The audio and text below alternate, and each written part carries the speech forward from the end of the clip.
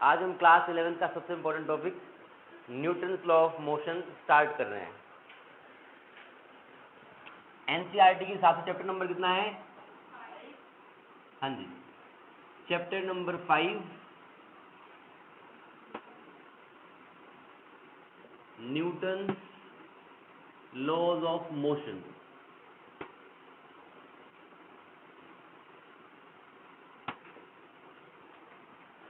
जो भी आपके सराउंडिंग में मोशन हो रहा है उसके 3 नियम बता के गए हैं न्यूटन भाई साहब, है ना।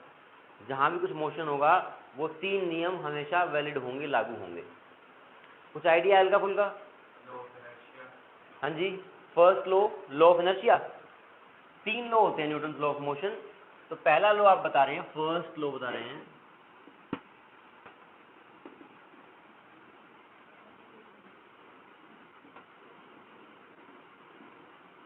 Law of inertia. हाँ जी बता दें, सही बताइए क्या होता है फर्स्ट लॉ ऑफ मोशन? याद नहीं है? किसको याद है बताएं। हाँ हाँ,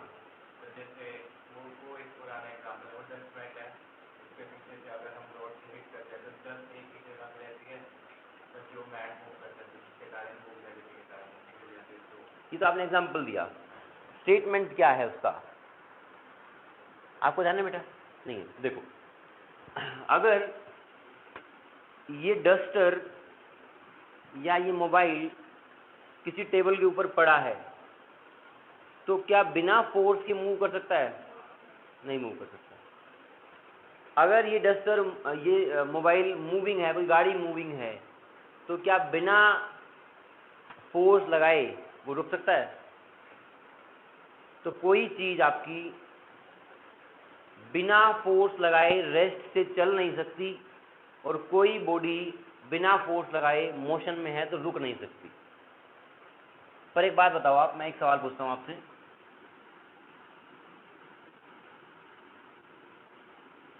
एक बॉक्स है छोटा सा, आपने उसको फ्लोर पे ऐसे धक्का देके छोड़ दिया, आपने जो फोर्स लगाया था वो लगा दिया, उसके बाद वो मोशन में आ गया और कुछ देर बाद जाके आपको दिखता है कि रुक जाता है। तो क्या वो रुका कैसे? फ्रिक्शन।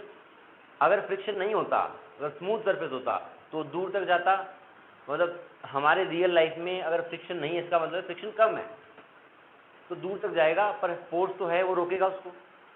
ऐसे ही सिमिलरली अगर एक आपने कोई बॉल को रोल किया है, एक बॉल को रोल करके छोड़ दिया है, तो ये भी कुछ देर बाद जाके रुक जाएगी, फ्रिक्शन फोर्स रोकेगी। तो कुल मिला के किसी रुकी हुई बॉल को आप चला नहीं सकते विदाउट एक्सटर्नल फोर्स, और किसी चलती हुई ऑब्जेक्ट को आप रोक नहीं सकते विदाउट एक्सटर्नल फोर्स। तो आप नोट डाउन करें first law of motion.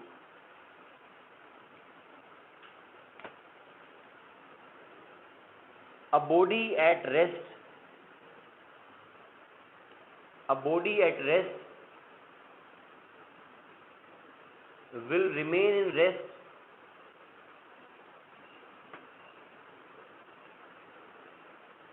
or a body in uniform motion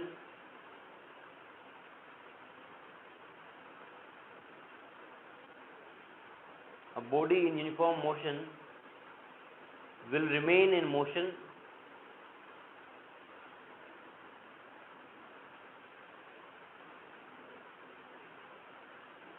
until unless a force is applied on it, until unless an external force is applied on it.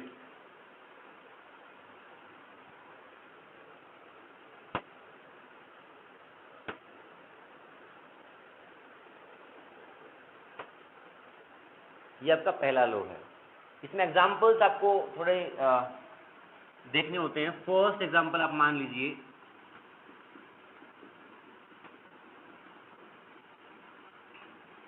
अगर आप एक बस में जा रहे हैं,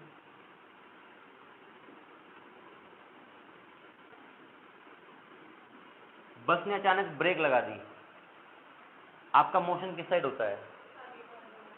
आगे की तरफ। जैसे ही बस रुकी तो आप आगे की तरफ झुकेंगे। ऐसा क्यों?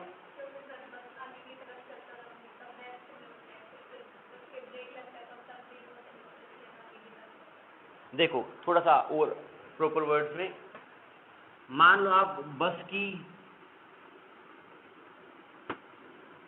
सीट पे बैठे हो और ब्रेक लगा। जब तक ब्रेक नहीं लगा था आपकी बॉडी बस के साथ मोशन में थी, ठीक है? तो आपकी बॉडी अगर मोशन में थी तो मोशन में ही रहना चाहेगी जब तक कि कोई एक्सटर्नल फोर्स नहीं लगेगा। उसकी अपना स्टेट ऑफ मोशन चेंज करने की टेंडेंसी नहीं होती, तो मोशन में थी तो बस रुकी एकदम। हमारा जो नीचे मतलब ये पार्ट है बॉडी का, वो सीट के साथ कुछ अटैच सा है बेसिकली, है ना? बस रुकेगी तो एकदम ऐसा नहीं कि नीचे वाला। और ऊपर वाला पोर्शन देखो आप, ऊपर वाला पोर्शन क्या है? बेंड हो सकता है ना? उसमें फ्लेक्सिबिलिटी है। तो बॉडी का ऊपर वाला पार्ट, नीचे वाला पार्ट बॉडी का बस के साथ रेस्ट में आ जाता है, लेकिन ऊपर वाला पार्ट मोशन में था, मोशन में ही रहना चाहेगा जब तक एक्सटर्नल फोर्स ना लगे। तो जैसे ही बस रुकेगी तो मोशन में था ऊपर वाला पार्ट, आगे जाना चाहेगा, लेकिन जैसे ही आगे जाएगा तो बाद में फिर हमारी जो बोन्स हैं वो खींचेंगी उसको, तो वो फोर्स उसको झटका लगा के, ऐसा नहीं है कि ब्रेक लगते ही आप खिड़की से बाहर नहीं है, थोड़ा बेंड करेंगे बस। बात समझ में आई क्या? तो आप लिख लो इसका example. First example,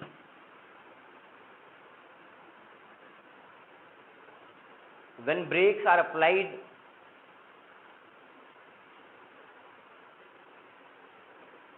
brakes are applied on a moving car,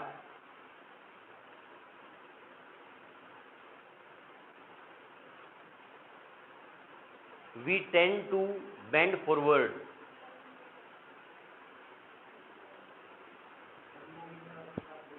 We tend to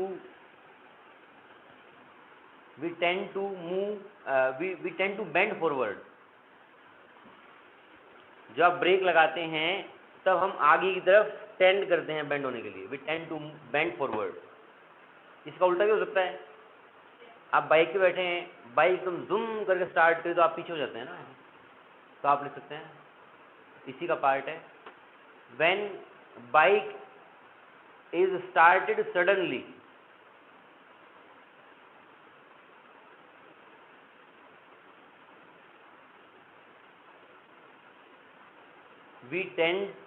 we tend to bend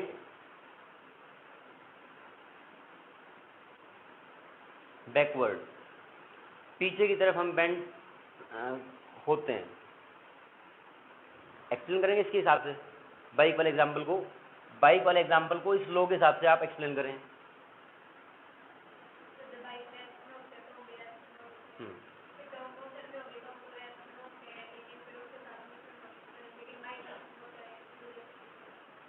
हाँ, हमारा बॉडी का नीचे वाला पार्ट ज़्यादा अटैच है बाइक के साथ, वो बाइक के साथ मोशन में आ जाता है, लेकिन ऊपर वाला पार्ट रेस्ट में था, रेस्ट में ही रहना चाहेगा, है ना? तो वो रेस्ट में था, रेस्ट, बाइक आगे निकल गई, पीछे रह गया वो, फिर आपकी बॉडी का पार्ट उसको खींच लेगा। ठीक है, एक एग्जांपल और देख लें।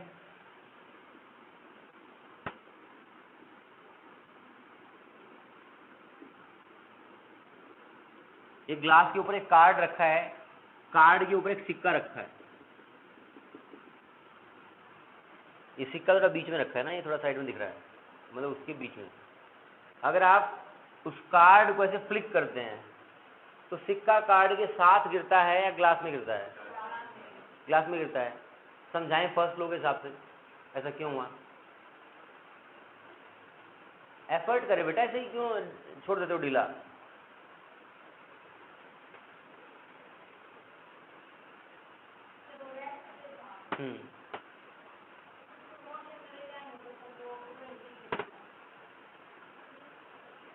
कुछ ठीक है, आप बताएं।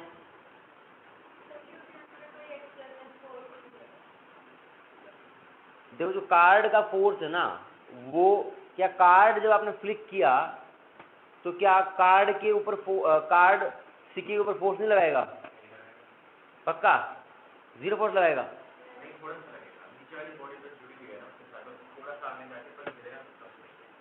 थोड़ा लगेगा। किसी को ऐसा लग रहा है वो बिल्कुल फोर्स नहीं लगेगा? लगेगा फोर्स। अगर लग रहा है कि नहीं लगेगा तो आप एक एग्जांपल सोचो। अगर आप मान लो आपने ना सिक्के की जगह सिक्के के शेप का एक केक रख रखा है ना, केक या आइसक्रीम है ना, अब उसका जब आप खिसकाओगे तो क्या नीचे वाला जो सिरा है आइसक्रीम का है उसका वैसे है ना, उसकी वो नहीं बन जाएगी, ऐसे लाइन सी बन जाएगी। तो लाइन कैसे बनी? अगर उस पे लाइन बनी है इसका मतलब फोर्स लगा होगा। तो सिक्के के ऊपर फोर्स तो लगता है ना, बट वो बहुत नेग्लिजिबल है, बहुत छोटा है, तो एक्सटर्नल फोर्स नहीं लगा, ऑलमोस्ट नहीं लगा।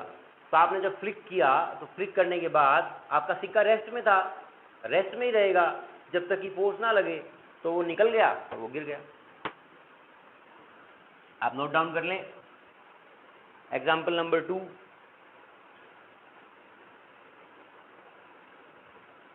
ये फिगर बना लें। ग्लास के ऊपर कार्ड के ऊपर सिक्का।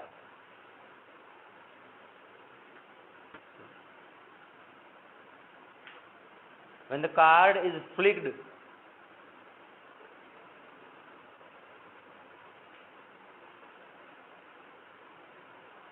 coin drops in tumbler itself.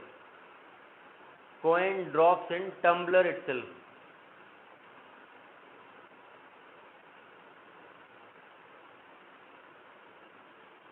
Tumbler में ही गिरता है। ये आपका फर्स्ट लो का एक और एग्जांपल है। ठीक है, आगे बढ़े।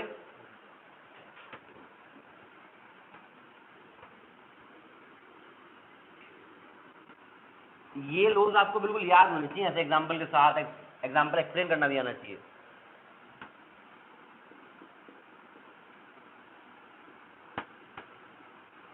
सेकेंड लॉ ऑफ मोशन या Newton second law of motion.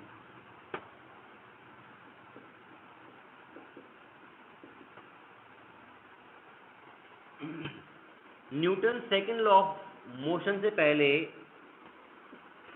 हमें एक चीज पढ़नी पड़ेगी, मोमेंटम। मोमेंटम समझने से पहले एक एग्जांपल, एक सिचुएशन देखते हैं।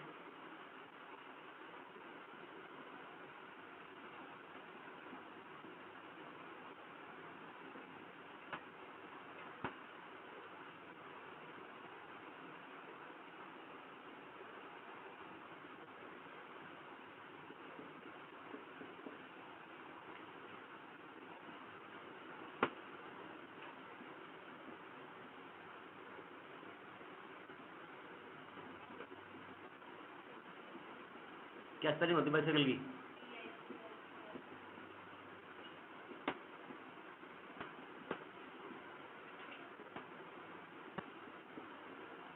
आपको दो ऑप्शन दे दिए जाएं, आप रोड पे आपको खड़े होना है और सामने से एक साइकिल आ रही है 5 मीटर पर सेकंड स्पीड से और एक ट्रक आ रहा है। किसके आगे आप खड़ा होना पसंद करेंगे? साइकिल के। जीवन से बहुत प्रेम है आपको, प्रेम है तो आप साइकिल के आगे खड़े हों, थोड़े बहुत हाथ वाथ टूट सकता है, प्राण बचे रहेंगे। ठीक है, ऐसा क्यों हुआ? इसमें क्या अंतर है? दोनों स्पीड तो सेम है। इसका मास ज़्यादा है, तो आपको लग रहा है कोई चीज़ मूविंग है और उसका मास ज़्यादा है तो उसका इम्पैक्ट ज़्यादा होगा। ठीक बात। अगला केस करते हैं।